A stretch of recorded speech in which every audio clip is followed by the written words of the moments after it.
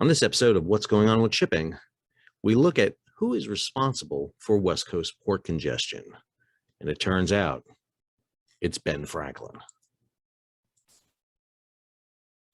Hi, I'm your host, Sal Mercagliano. I'm the chair of the Department of History, Criminal Justice, and Political Science at Campbell University, former merchant mariner and instructor in maritime industry policy. So wait a minute, time out, Sal. How is it Ben Franklin is responsible for what's going on at the West Coast and the ports of LA and Long Beach? Well, it's not Ben Franklin specifically, but something named for Ben Franklin. So all of us that came to San Pedro this morning came here because there's one present that just wouldn't fit under the Christmas tree. Right. And we are so excited that it has arrived. Today, just a few hours after the Christmas festivities ended here in Southern California, Los Angeles had the pleasure of welcoming the largest ship to ever visit the United States of America. This is the largest ship to ever dock anywhere in the United States, the CMA CGM Benjamin Franklin. This ship is called the Benjamin Franklin because it embodies the relationship that has existed between our nation and France. And this company, which is French-based in Marseille, and the United States have for so long had such a close relationship, and our very first ambassador to France was Benjamin Franklin. And here we have this great French ambassador visiting America and repaying the favor. This day really began 30 years ago with the foresight to create a deepened channel, a widened turning basin, and fortified wharfs.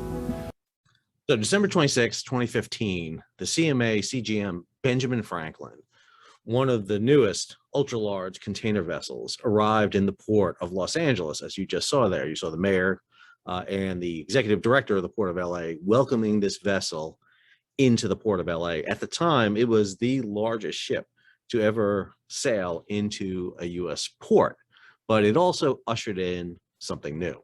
Thank you today to CMA CGM for allowing our team here in LA to take on the big ship. And we want to prove to the world that Los Angeles is big ship ready. So today, in front of you, you have the future of container shipping. This is a future that resides in ultra-large vessels like the Benjamin Franklin.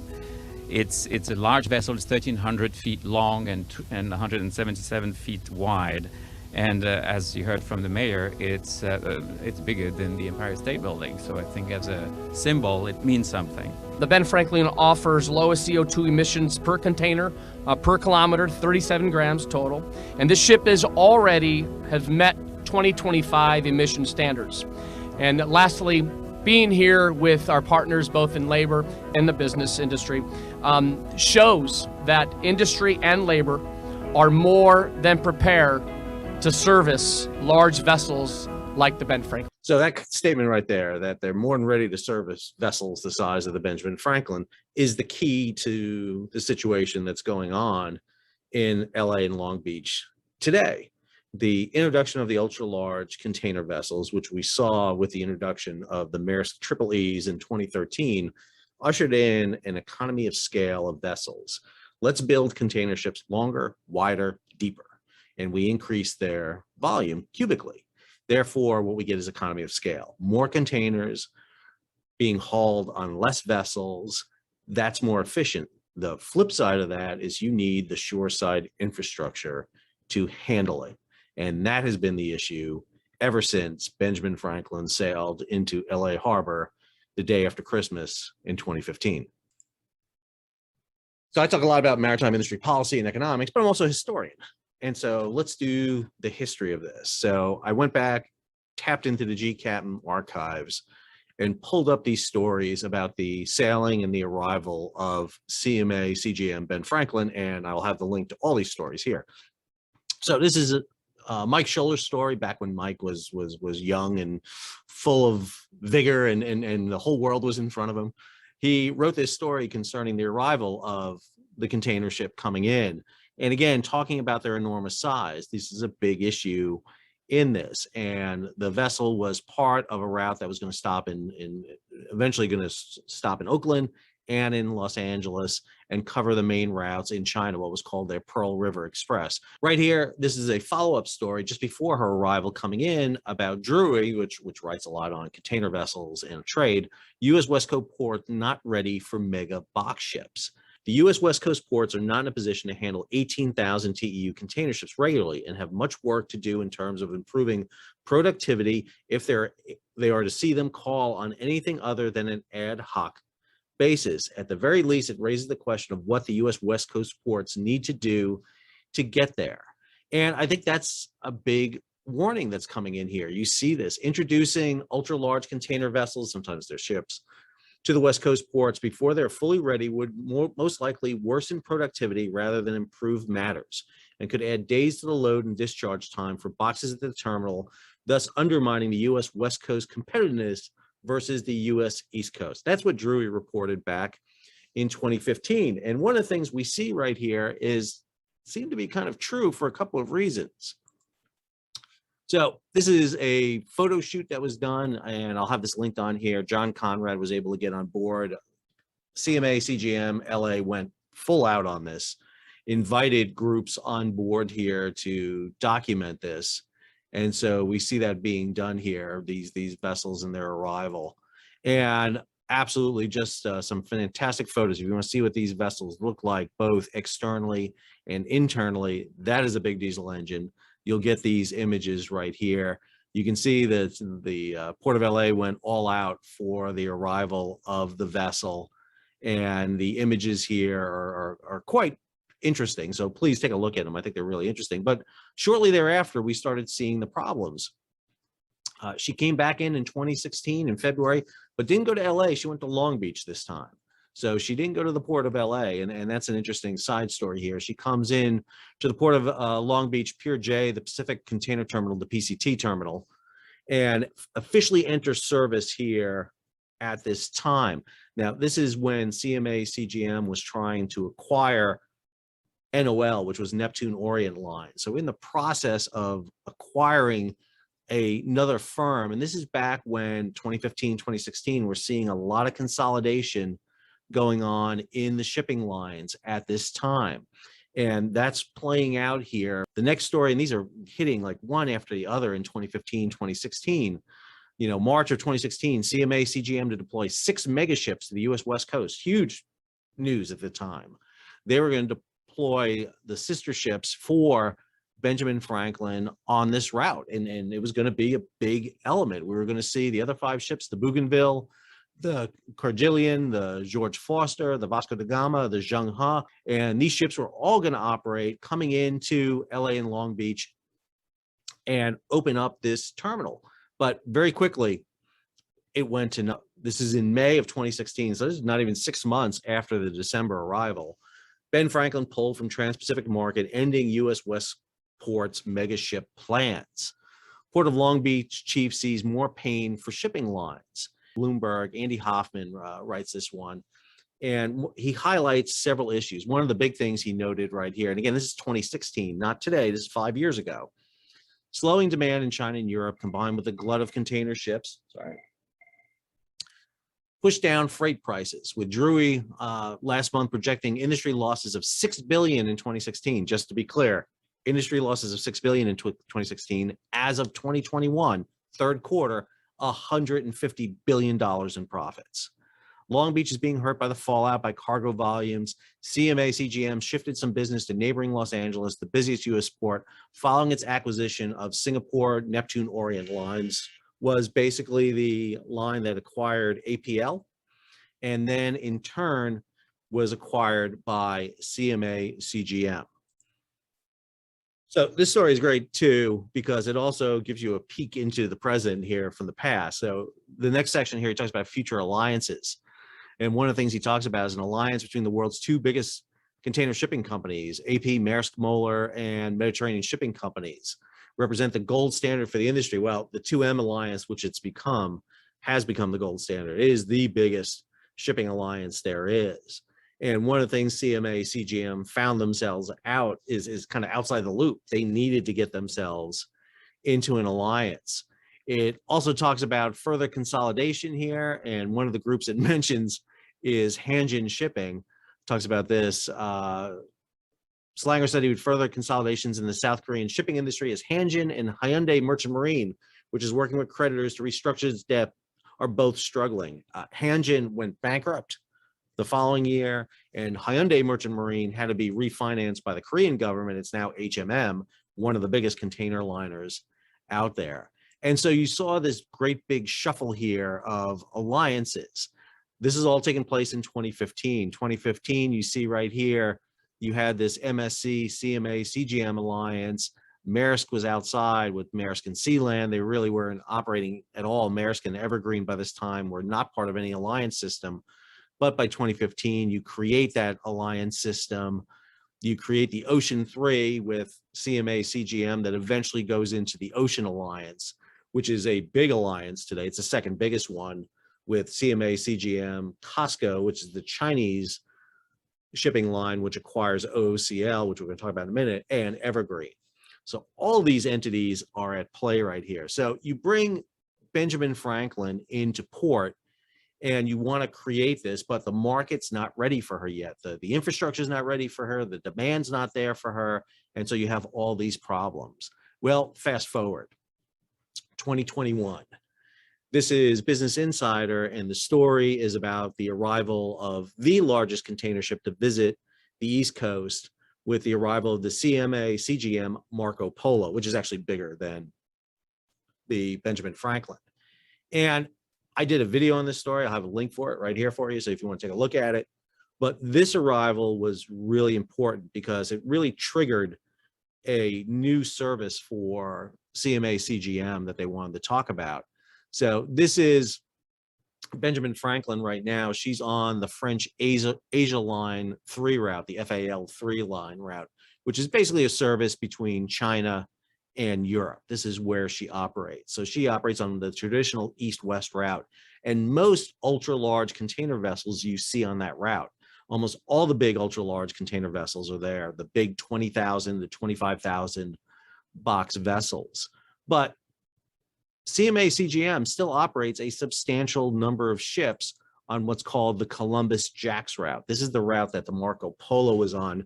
This was the route that you see. This is an East Coast to West Coast route. It goes from the East Coast of the United States to the West Coast of the United States, but doesn't go through the Panama Canal because most of these vessels are post-Neo-Panamax.